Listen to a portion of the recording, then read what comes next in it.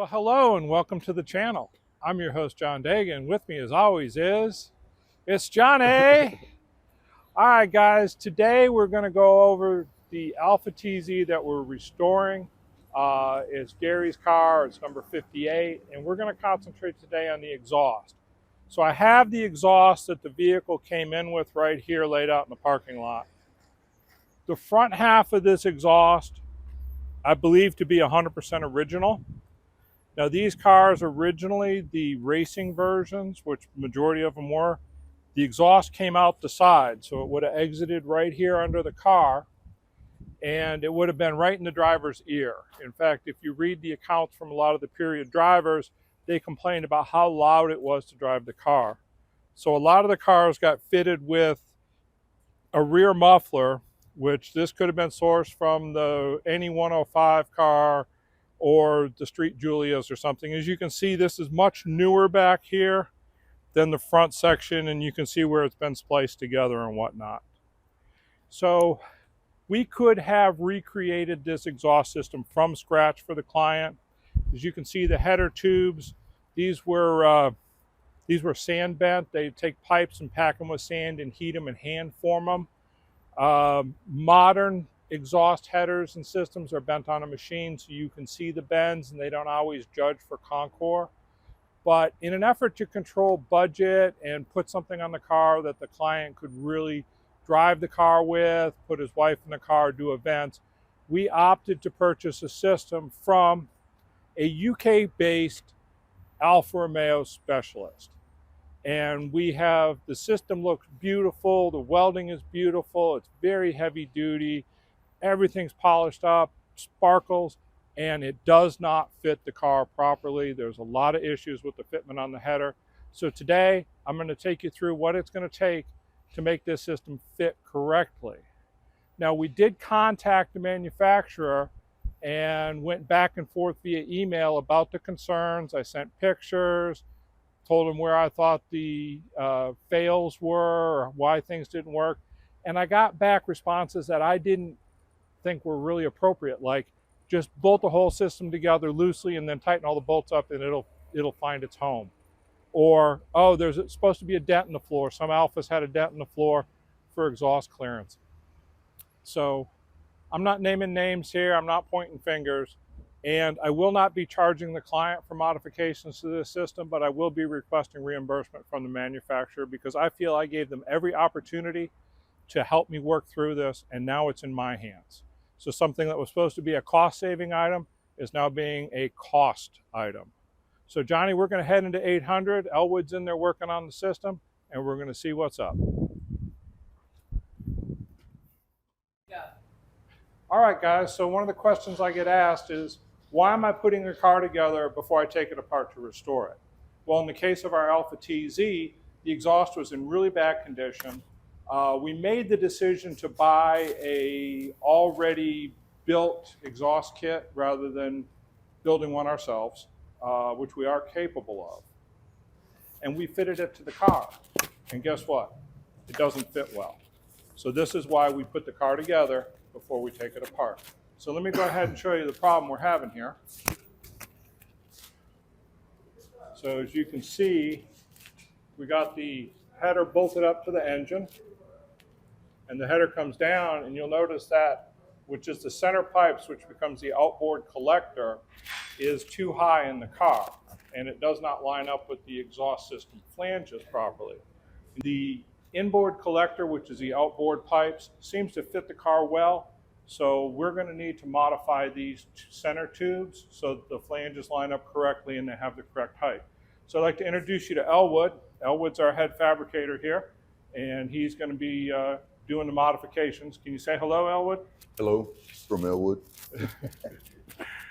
So we're going to get busy here and see if we can make this fit a little better. Okay, guys, so we took the center header tube loose at the cylinder head, and we've got about a 1/4 inch gap between the flanges at the head and the flanges on the header.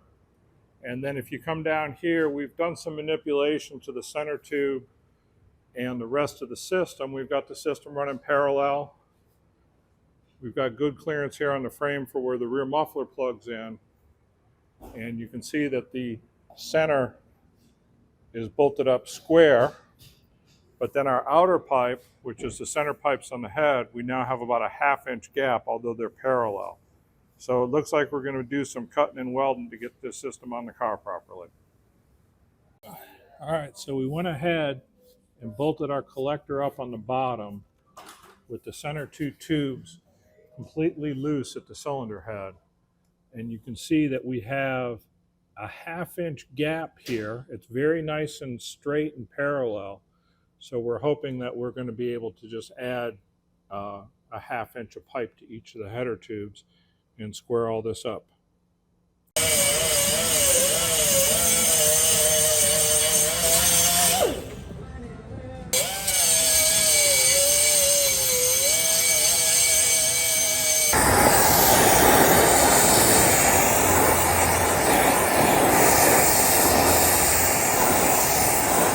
So after we cut the 2 center tubes and squared them up, we went ahead and heated the collector in an effort to de-stress the pipes and square all the flanges and get the tube alignment properly. That leaves us with a nice gap that we'll be easily able to fill. Alright, so we can see this one here. That's great. I like that. This one's not as bad. Okay.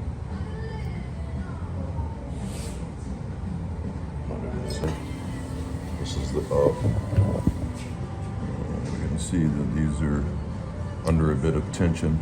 Clamps slide on here.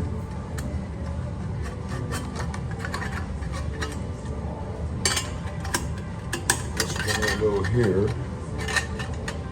And tighten, and we can spread them apart by loosening this fastener here out of the nut. Awesome. So since the headers were made out of much heavier material than we keep in house, I had to buy a 2-foot stick of 304 stainless. It was listed as being about 14 gauge. It measured about 65 thousandths wall thickness. All right, what I'm going to talk about here is how these have been ovaled, and I have taken and put them in the vise and kind of rounded them back out the best they can be. I've bolted it up and identified which piece we've cut out fits best between the pipes. And what I'm going to do next is I'm going to take that piece and tack it, and then I'm going to oval it at the bottom a little bit with some channel locks and tack it in good, do both pieces, and then we'll put all this back together. I have this homemade spreader here, which, as you can see now, is closer to having the spread that it needs. So I'm going to tack these pieces on and bolt it back up to the car, and then bolt this piece and fine tune it and get it tacked in the car. Alright, what I've done is tacked it there and there where it's fitting nice. And if we look on the inside, we can see the oval. And so I'm going to attempt to take and close the bottom end where this is be flush on both sides. And if that works out, then I'll repeat the same step on the other one.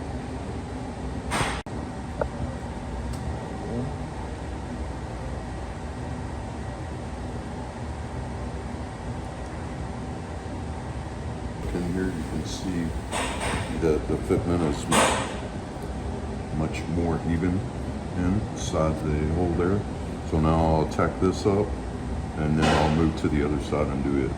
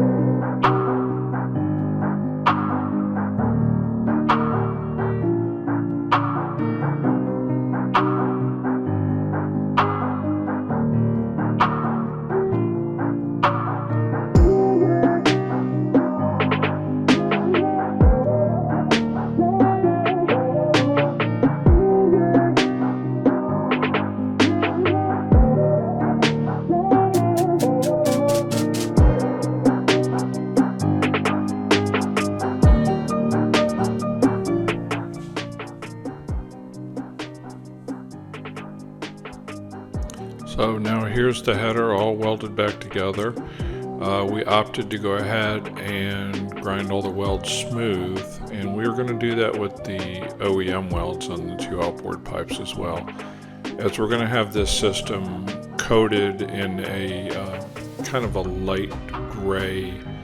It's probably going to be a ceramic coat, but it won't be shiny or anything. We want it to try and have a period look, as the systems were originally painted gray. You'll see that I was trying to show you there that we have really good clearance on the frame, nice fitment. You can see how the flanges and the collectors are all parallel and everything bolts up squarely. And as you watch as we go down the side here, you'll see that the system's nice and parallel with the rocker.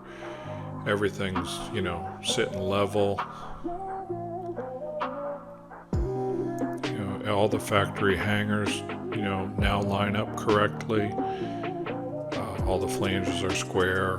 Should be nice and leak-proof, rattle-proof. It was quite the maze going through this IRS suspension.